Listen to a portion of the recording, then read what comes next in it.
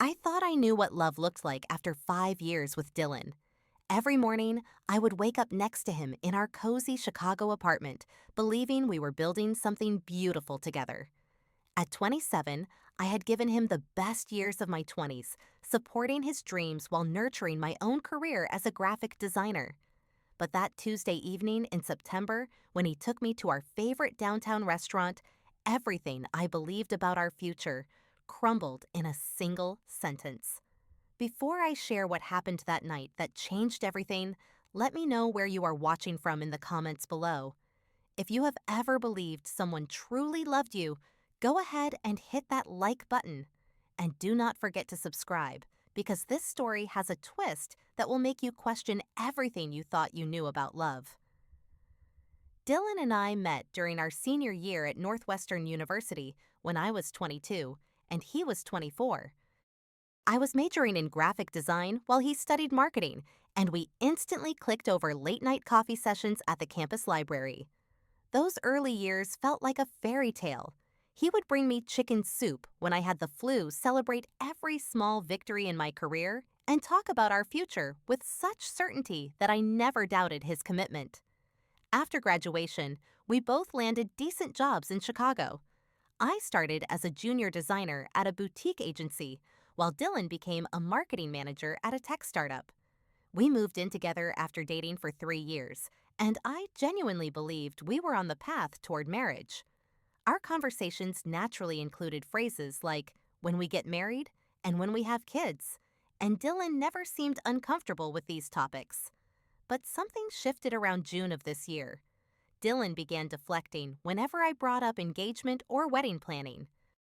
When my cousin announced her engagement, and I mentioned how beautiful her ring was, Dylan just shrugged and said, "Marriage is just a piece of paper."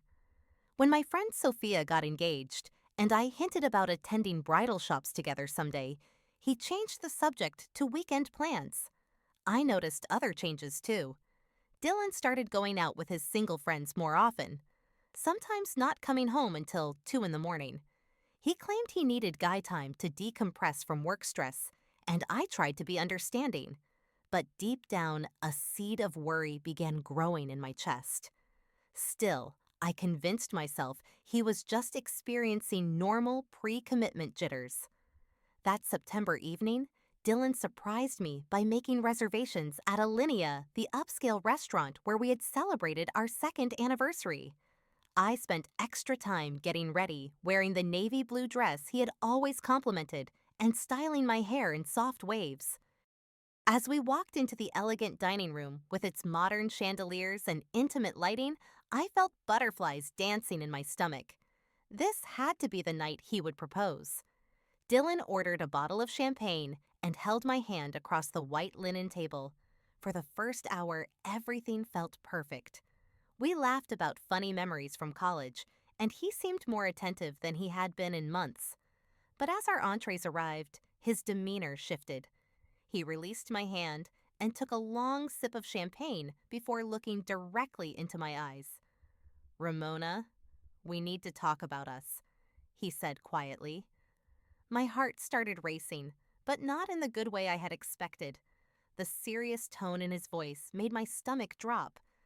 "I am not sure if I am ready for marriage," he continued. "Maybe not with anyone." I felt like someone had slapped me across the face. After 5 years together, after all our conversations about the future, he was telling me he might never want to marry me. I managed to ask why my voice barely above a whisper. Dylan looked uncomfortable and gave vague answers about not wanting to rush into anything and needing to focus on his career. "It is complicated," he kept saying, which only made me feel worse. The beautiful restaurant suddenly felt suffocating, and the champagne tasted bitter in my mouth. We drove home in complete silence. I stared out the passenger window at the Chicago skyline, watching familiar buildings blur past through my unshed tears. That night, I lay awake until dawn, while Dylan slept peacefully beside me, wondering how someone I loved so deeply could be so uncertain about our relationship. The week following our devastating dinner conversation passed like a strange dream. I tried to act normal around Dylan making coffee in the morning and asking about his day when he came home from work. But inside, I felt like I was drowning. Every interaction felt forced and hollow, as if we were two actors playing roles in a relationship that no longer existed. Dylan seemed determined to pretend our conversation had never happened. He went about his routine as if nothing had changed, watching Netflix on the couch and scrolling through his phone during dinner. His casual attitude made everything worse. How could he drop such a bombshell and then act like it was no big deal? I called my best friend Sophia 3 days after the restaurant incident, finally ready to share what had happened. Sophia had been my roommate in college and knew Dylan almost as well as I did. When I told her about his uncertainty regarding marriage, she was quiet for a long moment before saying, "Maybe he is just scared, Ramona. Some guys panic when things get serious. Give him some time to process." But time only seemed to make things worse. Dylan became increasingly distant and critical. He started making comments about my appearance that he had never made before. "You should hit the gym more often," he said one morning as I was getting dressed for work. "Other girls dress more fashionable than you." He mentioned another day when I wore my favorite jeans and sweater to meet his coworkers for drinks. These comments cut deeper than I wanted to admit. I found myself standing in front of our bedroom mirror each morning, analyzing every flaw Dylan might be seeing. I bought new clothes, started waking up early to exercise, and even considered getting highlights in my hair. Looking back, I realized I was desperately trying to become someone worthy of his love, not understanding that the problem was not with me. 3 weeks after our dinner conversation, Marcus Dillon's best friend from college invited us to a pool party at his house in Lincoln Park. I bought a new bikini and spent extra time doing my makeup, still hoping to win back Dylan's enthusiasm for our relationship. The party was in full swing when we arrived with about 20 people lounging around Marcus's backyard pool, music playing from outdoor speakers and the smell of barbecue filling the warm September air. Dylan immediately grabbed a beer and joined his friends near the pool, leaving me to find my own social circle.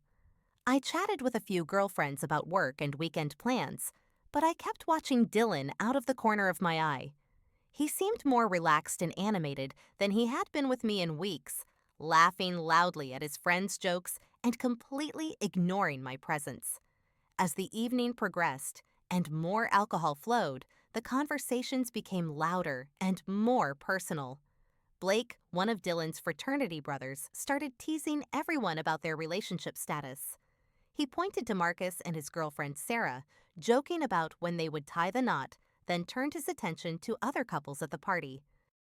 When Blake's eyes landed on Dylan, he grinned and called out loudly enough for half the party to hear, "So, when is the wedding, Dylan?"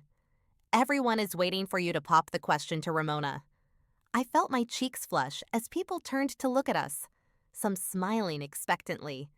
Dylan, who had consumed at least 4 beers by this point, burst into laughter. His response came out loud and clear, carrying across the patio like a slap to my face. "Wedding man, if she was prettier. I would marry her this morning." The group of guys around him erupted in laughter, thinking it was hilarious. I stood frozen by the pool, holding my drink with trembling hands. The laughter seemed to echo in my ears as I processed what Dylan had just said about me in front of all our friends.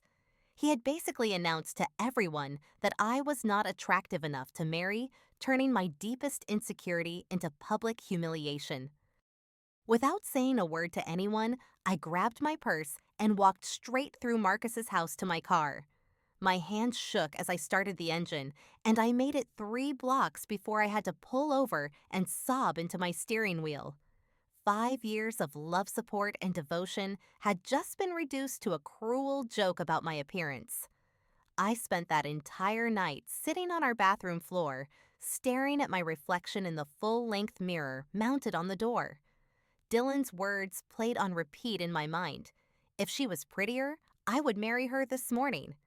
I examined every feature of my face, wondering if my nose was too big, my eyes too small, my skin not clear enough. Was I really so unattractive that the man I loved could not imagine marrying me? At 2 in the morning, I called Sophia, my voice hoarse from crying. When I told her what Dylan had said at the party, she was quiet for several seconds before exploding with anger. That is not love, Ramona. That is abuse. No one who truly cares about you would ever humiliate you like that, especially in public. You need to seriously think about whether this relationship is worth saving. But I was too devastated to think clearly. Part of me wondered if Dylan was right if I had let myself go during our 5 years together. Maybe I needed to try harder, lose weight dress, better be the woman he wanted to marry. I fell asleep on the bathroom floor around 4 in the morning, emotionally and physically exhausted. Dylan came home around noon the next day, clearly hungover, but acting as if nothing had happened. He did not apologize for his comment, or even acknowledge that it might have hurt me. When I brought it up, he laughed it off as just joking around with the guys and told me I was being too sensitive. This dismissal hurt almost as much as the original comment. Around 3 that afternoon, my phone rang with an unexpected call from Mrs. Patterson Dillon's mother. I had always gotten along well with her, and she had often hinted about looking forward to having me as a daughter-in-law. But when I answered the phone, her voice was shaky and filled with emotion. "Ramona, honey, I heard what happened last night," she said clearly, fighting back tears. "Sarah called me this morning and told me what Dylan said about you at the party. I am so ashamed of my son. I raised him better than this. You have always been nothing but kind and loving to our family, and you do not deserve to be treated this way." Her words broke something inside me. If Dylan's own mother was calling to apologize for his behavior, then what he had said was even worse than I had imagined. Mrs. Patterson continued, her voice getting stronger. "I want you to know that I have never seen Dylan happier than he has been with you these past 5 years. Whatever is going on with him right now, it is not about you. You are beautiful inside and out." But then she said something that changed everything, Ramona. "I need to tell you something else. I debated whether to share this, but you deserve to know the truth. Dylan has been seeing someone else for months. Sarah told me that all the boys knew about it, and they have been covering for him. I am so sorry, sweetheart." The phone nearly slipped from my hands. An affair. Dylan had been cheating on me while making me feel insecure about my appearance and worthiness. Suddenly, his behavior over the past few months made perfect sense. The late nights out, the criticism of my looks, the uncertainty about marriage. He had been comparing me to another woman and finding me lacking. 20 minutes later, Sarah called me directly. She had been feeling guilty about keeping Dylan's secret and decided she could not stay silent after witnessing his cruelty at the party. She told me that Dylan had been dating Jessica, a part-time model who worked as a receptionist at his company. They had been together for 4 months, and according to Marcus, Dylan had been telling people that he was waiting for me to break up with him so he would not have to be the bad guy. "Jessica is tall and blonde, everything you are not," Sarah said gently. "But that does not make her better than you, Ramona. Dylan has been using you as a safety net while exploring other options. That is not love. That is selfishness and cowardice." As I hung up the phone, something fundamental shifted inside me. The devastation I had felt for the past 24 hours transformed into clear, focused anger. I was done being Dylan's victim. I was done questioning my worth because of his inability to appreciate what he had. It was time to take control of my own story. I called my older sister, Emma, who worked as a family attorney in downtown Chicago. I needed advice about our lease, our shared bank account, and how to protect myself during whatever came next. Emma had never liked Dylan, often commenting that he seemed self-centered, and she did not hide her satisfaction when I told her I was finally ready to leave him. "We have to be strategic about this," Emma said. "If you are going to end this relationship, Do it in a way that preserves your dignity and makes it clear that you are choosing to leave, not being abandoned. You have more power in this situation than you realize. That evening, I began planning my exit strategy. But first, I wanted Dylan to face consequences for his betrayal and cruelty. I wanted him to experience the same humiliation he had put me through, surrounded by the people whose opinions mattered most to him. Over the next 2 weeks, I became a woman on a mission. While Dylan continued his double life completely unaware that I knew about Jessica, I quietly gathered evidence and planned my revenge. I had access to his laptop and phone, and it did not take long to screenshot conversations that confirmed everything Sarah had told me. Dylan and Jessica had been planning weekend getaways while he told me he was working overtime. They had inside jokes about me being clingy and needy. The most damning evidence came from a text Dylan had sent to Jessica just 3 days earlier. Ramona is getting suspicious, but she is too scared to leave me. Cannot wait to dump her after my birthday so I can be with you properly. This message revealed the depth of his manipulation. He had been actively planning to discard me after using me to organize his 29th birthday celebration. Dylan's birthday party became my target. He had asked me to plan a gathering at Marcus's house, inviting both our families and all our mutual friends. I told him I would take care of everything, and he was thrilled to let me handle the details. He had no idea I was orchestrating his public downfall. I spent hours creating what appeared to be a beautiful photo book titled 5 Years of Memories. The first 40 pages contained genuine photos from our relationship college graduation family holidays, vacation trips, and romantic dinners. But the final 5 pages contained screenshots of his text conversations with Jessica, including his cruel comments about me and his plans to leave me after his birthday. The night before the party, I could barely sleep from anticipation and nervousness. I had invited 25 people, including both sets of parents, Dylan's siblings, my sister Emma, and most of our college friend group. Everyone who mattered to Dylan would witness his exposure. Saturday evening arrived with perfect September weather. Marcus had decorated his backyard with string lights and set up tables for dinner. Dylan was in an excellent mood, greeting guests and accepting birthday wishes with a huge smile.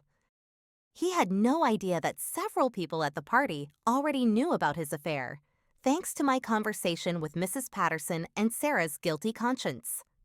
After dinner, Dylan opened his presents in front of everyone. He saved my gift for last, probably expecting something expensive and thoughtful as usual. When he unwrapped the leather-bound photo book, he smiled and thanked me for being so thoughtful. The first few pages made him nostalgic, and he showed several photos to his parents and friends. But as he continued flipping through the book, his expression changed. By page 40, he had reached the screenshots. His face went completely pale as he realized what he was looking at. His hands started shaking as he tried to close the book quietly, but I was ready for this moment. I stood up and addressed the party with a clear, steady voice. I have an announcement to make. Everyone turned to look at me, sensing that something significant was about to happen. After 5 beautiful years with Dylan, I have learned something important about love and respect. Dylan looked up at me with panic in his eyes, but I continued. Some people are not worth your love, no matter how much you give them. Sometimes the person you trust most is the one who betrays you the deepest. I would like to share with everyone what Dylan really thinks about me and our relationship. Before Dylan could protest, I read aloud from one of his text messages to Jessica. Ramona is so clingy and boring. Cannot wait to dump her after my birthday, so I can be free to be with you properly. She would probably cry for weeks if she knew how much better you are than her in every way. The silence that followed was deafening. 25 people sat in stunned shock as Dylan sat frozen with the photo book in his hands, unable to deny the evidence or explain away his words. His mother burst into tears. His father shook his head in disgust, and several friends looked at him with open contempt. I was not finished. I continued reading. If she was not so insecure, she would have noticed that I have been cheating on her for months. Jessica is everything Ramona is not confident, beautiful, and worth my time. I have been waiting for the right moment to break up with her, but she makes it so easy to string her along. Dylan finally found his voice. Ramona, please stop. You are taking this out of context. But his protests sounded weak and desperate. There was no context that could justify the cruelty of his words or the betrayal of his actions. Mrs. Patterson stood up and walked directly to her son. Her face flushed with anger and embarrassment. How dare you treat this wonderful woman like garbage while pretending to be a good man? She said loudly enough for everyone to hear. You have humiliated not just Ramona, but your entire family. I am ashamed to call you my son right now. Dylan's father added his own condemnation. We raised you to be honest and respectful, especially to women. What you have done is disgraceful and unforgivable. Ramona deserved so much better than this deception. Marcus looked mortified that his house was the venue for this revelation, but even he could not defend Dylan's behavior. Dude, this is really messed up, he said quietly. Several other friends nodded in agreement or looked away in uncomfortable silence. I picked up my purse and walked toward the back gate, turning back one final time to address Dylan directly. 5 years ago, I fell in love with someone I thought was honest, kind, and capable of true commitment. I realize now that person never existed. You can have Jessica and whatever shallow happiness that brings you. I am choosing myself. As I drove away from Marcus's house, I felt something I had not experienced in months relief. The weight of trying to save a relationship with someone who did not value me was finally lifted from my shoulders. I had reclaimed my dignity and exposed Dylan's true character to everyone who mattered in his life. My sister Emma picked me up from a coffee shop 20 minutes later, and we went back to Dylan's apartment together to collect my belongings while he was still dealing with the aftermath of his birthday disaster. Emma had arranged for 2 friends to help us move my stuff into her spare bedroom that night. The next 3 months were challenging but healing. Living with Emma reminded me what supportive relationships looked like. I started therapy with Dr. Martinez, who helped me understand that Dylan's treatment of me had nothing to do with my worth and everything to do with his character flaws. I learned to recognize the manipulation tactics he had used to make me doubt myself. I also rediscovered my passion for art, something I had neglected while focusing all my energy on fixing my relationship with Dylan. I enrolled in evening painting classes at the Art Institute, where I met David, a gentle and encouraging instructor who treated all his students with genuine respect and kindness. David never made me feel like I needed to earn his attention or prove my worth. Our conversations flowed naturally, and he appreciated my sense of humor and creative perspective. When he asked me out for coffee after 6 weeks of classes, it felt comfortable and right rather than anxious and uncertain. 6 months after Dylan's birthday party, I received a text message from him asking if we could meet to talk. He claimed he was sorry for everything that had happened and wanted to make amends. I deleted the message without responding. Sarah later told me that Jessica had broken up with Dylan after 2 weeks, apparently unimpressed by his willingness to cheat on a long-term girlfriend. Dylan had lost his relationship with Jessica, damaged his reputation among friends and family, and destroyed the trust of the one person who had loved him unconditionally for 5 years. Meanwhile, I was building a new life based on self-respect and authentic connections with people who valued me properly. The most important lesson I learned from this experience was about recognizing my own worth. For too long, I had allowed Dylan to define my value based on his inconsistent affection and approval. I had twisted myself into knots, trying to become someone worthy of his love, not realizing that anyone who required me to change my fundamental self was not worth having.